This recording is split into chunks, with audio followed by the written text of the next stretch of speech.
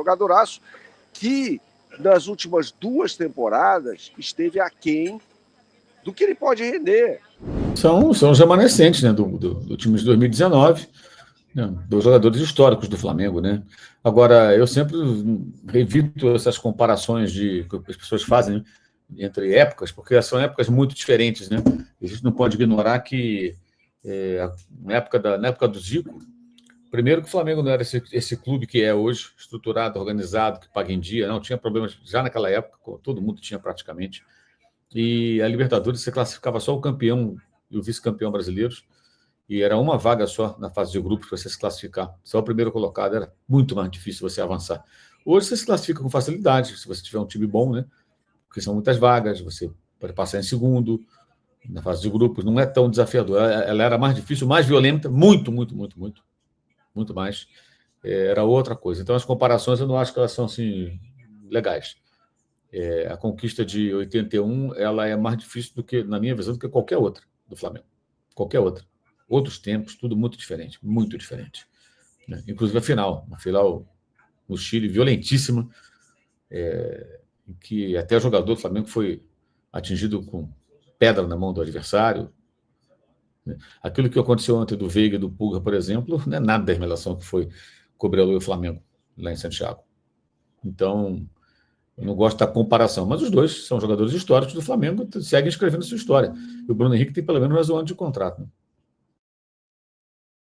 Exatamente, Bernardo. História gigante, né? Dos dois jogadores, de um Bruno Henrique que voltou importante, sendo confiante. Ontem teve uma oportunidade de ouro ali, acabou isolando. O Arrascaeta foi escolhido craque, né? Eu nem sei como funciona, na verdade, essa escolha, esses critérios da Conmebol, mas enfim, recebeu o troféu. O camisa 10 do Flamengo, né? Que também está fazendo aí a melhor temporada da sua vida com o manto sagrado. Então, sua análise sobre dois caras que passaram todos com 16 taças, podendo chegar novamente a essa 17ª na quarta-feira. O Arrascaeta, na Libertadores, jogou menos do que no Campeonato Brasileiro. Bem menos, aliás. Se a gente for olhar para o jogo de ontem, por exemplo, o Arrascaeta não fez um jogo do nível de Arrascaeta dessa temporada. E para os outros jogos também. Contra o Racing, em Avejaneda, ele chegou a perder um gol incrível, né? Para um jogador com esse gabarito. Veja, é claro que o nível de exigência aumenta à medida que a gente fala de um Arrascaeta, por exemplo. Então a gente sempre vai esperar que seja aquele cara que decida a partida, né? E ontem, mais uma vez, ele não fez uma partida nesse nível que ele está jogando, por exemplo, um nível de desempenho que ele tem nos jogos do Campeonato Brasileiro. Mas trata-se de um craque, um jogadoraço que, nas últimas 2 temporadas, esteve aquém do que ele pode render. E aí renovou o contrato. Para mim, o Flamengo acerta no momento em que renova o contrato do Arrascaeta, no momento em que, de fato, ele estava jogando futebol digno do nome dele, né?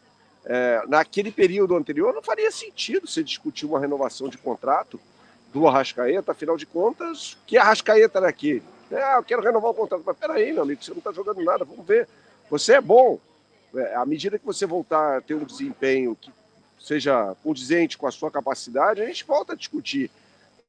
E o cara arrebentou nessa temporada no Campeonato Brasileiro, menos na Libertadores, tá? Então eu acho que esse negócio de craque da Libertadores tem uma coisa meio ridícula, né? Hero of the Tournament, uma coisa em inglês e tal. Nada a ver, né?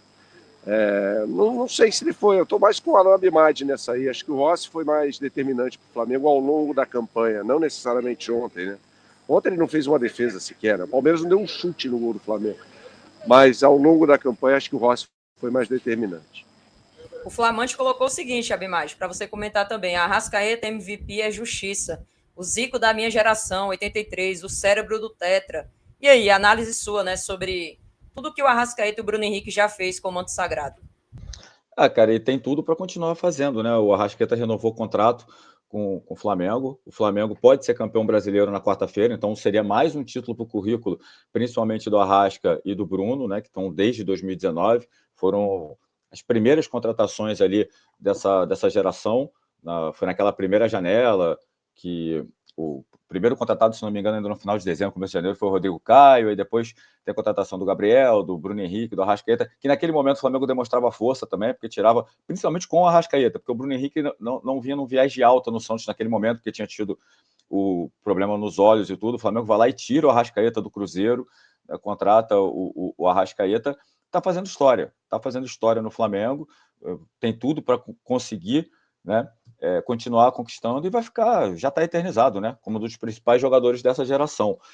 E também estou com o Bernardo, porque eu acho que o Rossi foi o jogador também da Libertadores, e essa Libertadores o Flamengo oscilou nela, e talvez por isso o Rossi tenha sido um dos principais destaques. Mas, cara, teve herói, é que eu falo, eu acho que não dá para resumir apenas a final, porque você tem que chegar na final. Tiveram outros heróis, o gol do Carrascal foi fundamental contra o Racing no Maracanã, foi o gol da classificação no final das contas, né? No finalzinho do jogo, né?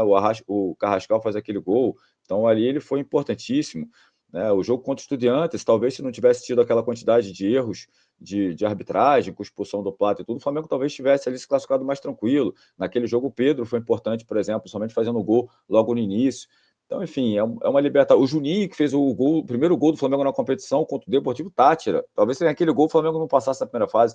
Então, tem gols importantes e momentos importantes de vários jogadores.